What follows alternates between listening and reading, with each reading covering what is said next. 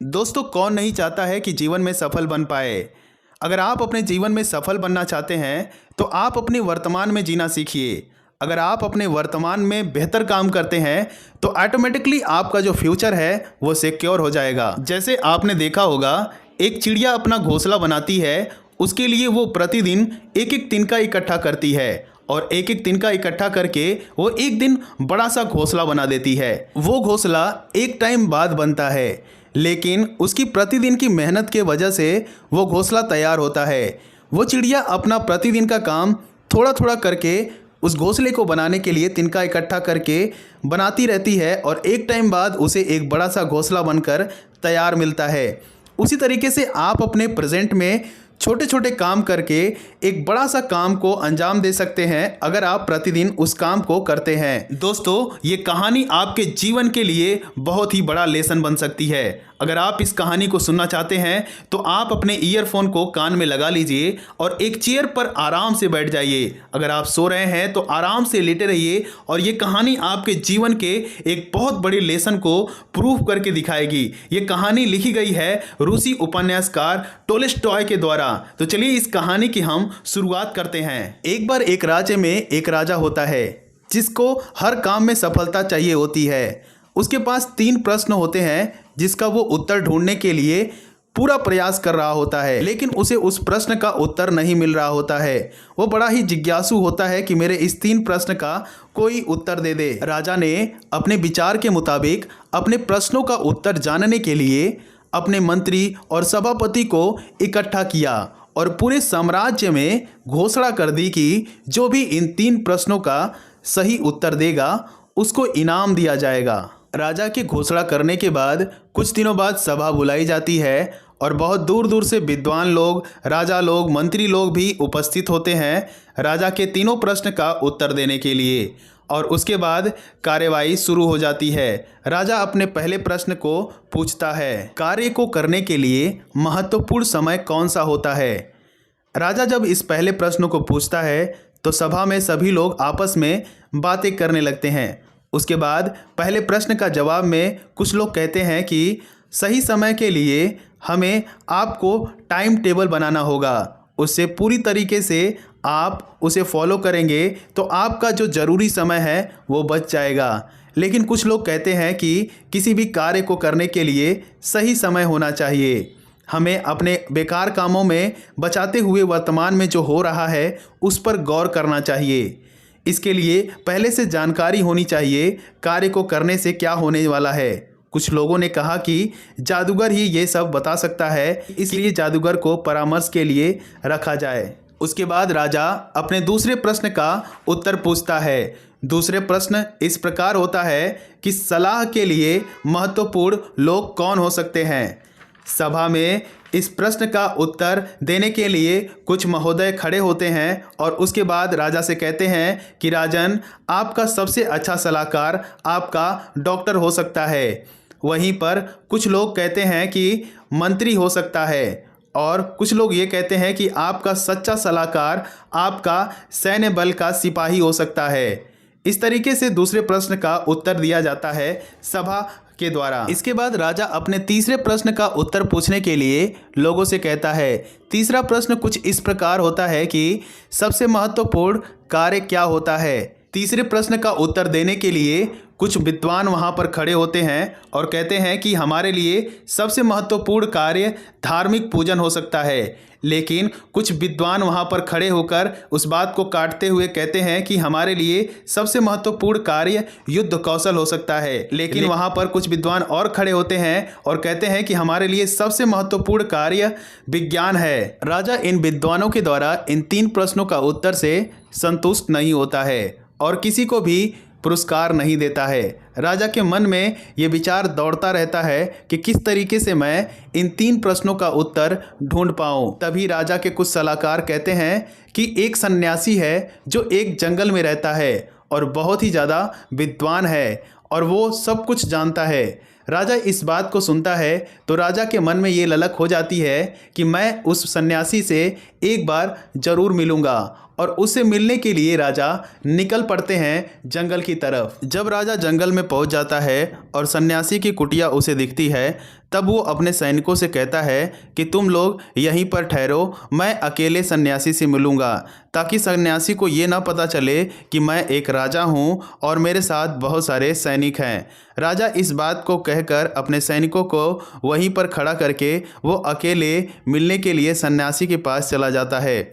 जब सन्यासी की कुटिया पर पहुंचता है तो देखता है कि सन्यासी एक खेत में अपने कुदाल से खेत को खन रहे होते हैं और वो पसीने से एकदम लथपथ होते हैं और उनका शरीर एकदम दुबला पतला रहता है और सांसें ऊपर नीचे हो रही होती हैं, फिर भी वो कुदाल चलाकर खेत को खन रहे होते हैं। राजा धीरे धीरे उनके पास पहुंचते हैं और राजा को देखकर सन्यासी उनका स्वागत करते हैं। स्वागत करने के बाद भी सन्यासी अपने काम में लगे रहते हैं। राजा यह देखकर बड़ा ही आश्चर्य से चकित हो जाता है।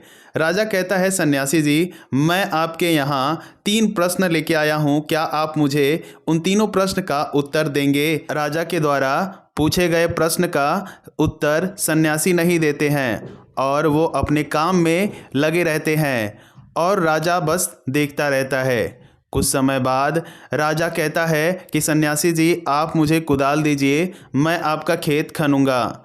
और सन्यासी इस बात को सुनकर धन्यवाद करते हैं राजा का और कुदाल राजा के हाथों में दे देते हैं और राजा खेत को खनना शुरू कर देते हैं। और खुदाई करते करते कुछ समय बीत जाता है तो राजा रुककर फिर सन्यासी से पूछते हैं कि सन्यासी जी, मेरे 3 प्रश्नों का उत्तर दे दीजिए। मेरा पहला प्रश्न है, कार्य के लिए महत्वपूर्ण समय कौन सा होता है? दूसरा प्रश्न है, सलाह के लिए महत्वपूर्ण लोग कौन से होते हैं?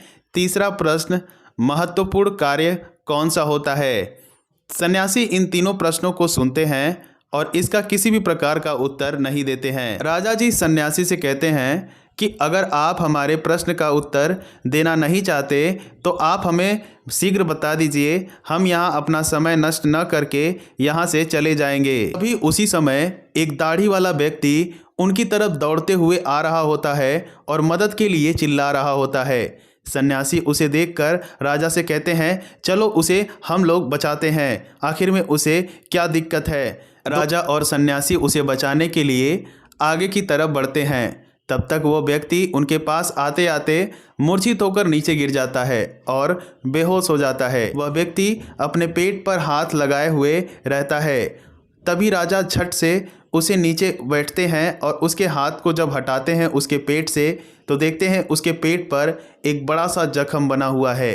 राजा और सन्यासी मिलकर उसे तुरंत कुटिया के अंदर लेकर जाते हैं। राजा तुरंत उस व्यक्ति के खून से लथपथ घाव को पानी से साफ करके पट्टी कर देते हैं।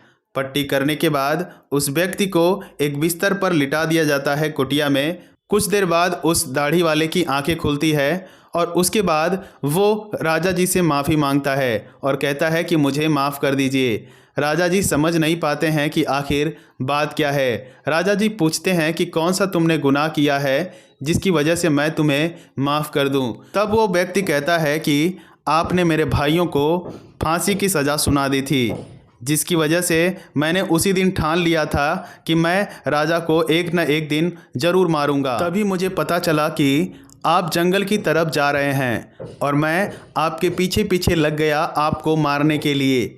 और जब आप अकेले यहाँ पर चले आए और आपके सैनिक वहाँ पर जंगल में खड़े थे तो सैनिकों ने मुझे देख लिया और पहचान लिया। तब मैं अपनी जान बचाने के लिए वहाँ से भाग पड़ा और भागते भागते आप लोगों की तरफ आ गया। राजा को यकीन ही नहीं होता है कि इतनी बड़ी शत्रुता मित्रता में कैसे बदल गई। उसके बाद राजा उसे माफ़ कर देता है और कहता है कि जो भी मैंने तुम्हारी ज़मीन कब्जा की है मैं सब वापस करता हूं और मैं तुम्हें अपने क्षेत्र का रख रखाव का एक मंत्री बनाता हूं। राजा बड़ी दूर से सफ़र करके आए होते हैं और दिन में उन्होंने कुदाल भी चलाई होती है, जिसकी वजह से वो काफ़ी ज़्यादा थके होते हैं। सन्यासी भी खेत की खुदाई करते हुए काफ़ी ज़्यादा थक जाते हैं तो दोनों वहीं पर बैठकर सो जाते हैं। सुबह हो जाती है। सुबह होते ही राजा की नींद खुलती है और राजा कुटिया के बाहर निकलते हैं और देखते हैं सन्यासी द्वारा बीज बोया जा रहा है। जो कल खेत खना हुआ था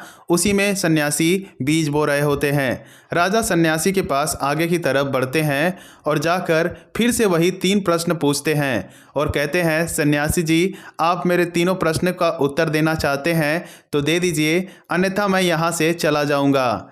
सन्यासी जी कहते हैं कि तुम्हें तो तीनों प्रश्न का उत्तर मिल चुका है। राजा कहते हैं, कैसी बात कर रहे हैं, आपने तो हमारे प्रश्न का उत्तर दिया ही नहीं, तो हमें कैसे मिल जाएगा।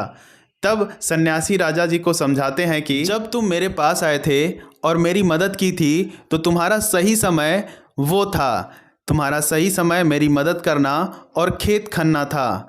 अगर तुम वहाँ से वापस चले जाते तो तुम्हें वो दाढ़ी वाला व्यक्ति तुम्हें रास्ते में मार देता।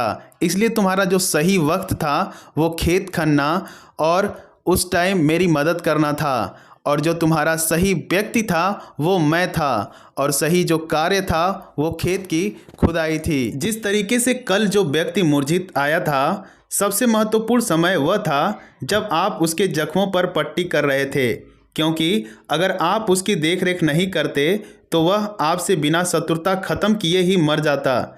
इसलिए वह आपके लिए सबसे महत्वपूर्ण व्यक्ति था और आपने उस व्यक्ति के लिए जो किया वह सबसे महत्वपूर्ण कार्य था। दोस्तों, हमारे लाइफ में भी समय का बहुत ही बड़ा महत्व होता है, और हमारे लाइफ का जो सबसे महत्वपूर्ण समय होता है वो होता है टुडे, अभी, आज जो हमारे पास समय है वो बीत जाएगा। कबीरदास जी ने लिखा है कि काल करे सो आजकल। तो आप बहानेबाजी मत करिए। आज के काम को कल पे टालना, कल के काम को परसों पे टालना, ये बहानेबाजी आपको बहुत ही भारी नुकसान दे सकती है। तो बात आती है सबसे महत्वपूर्ण लोगों की, तो वो यह है कि जिनके पास आप वर्तमान में मौजूद हैं, यानी वह व्यक्ति जो आपके साथ है आपके लिए आवश्यक है, क्योंकि कोई भी आदमी नहीं जानता कि क्या कभी उसका व्यवहार किसी के साथ कैसा होगा। सबसे महत्वपूर्ण कार्य जो है वह यह है कि उस व्यक्ति के लिए अच्छा करना जो आपके साथ है। ये तीनों प्रश्न सभी के मन में घूमता रहता है और ये हमारे लाइफ को रिलेट करता है, और ये सही समय जो हमारा होता है वो हमारा होता है प्रेजेंट। जिस समय हम जी रहे हैं, जो वर्तमान स्थिति हमारी है, यही हमारा सही समय है इसका सदुपयोग करने का।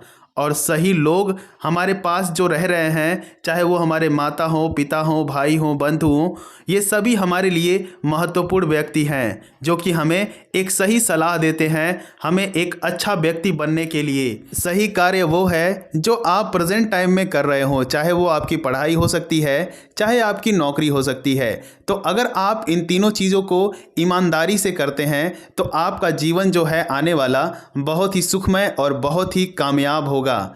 अगर ये वीडियो आपको पसंद आए तो वीडियो को लाइक करिएगा, चैनल को सब्सक्राइब करिएगा। मिलते हैं अगली वीडियो में, तब तक के लिए जय हिंद, जय भारत, वंदे मातरम।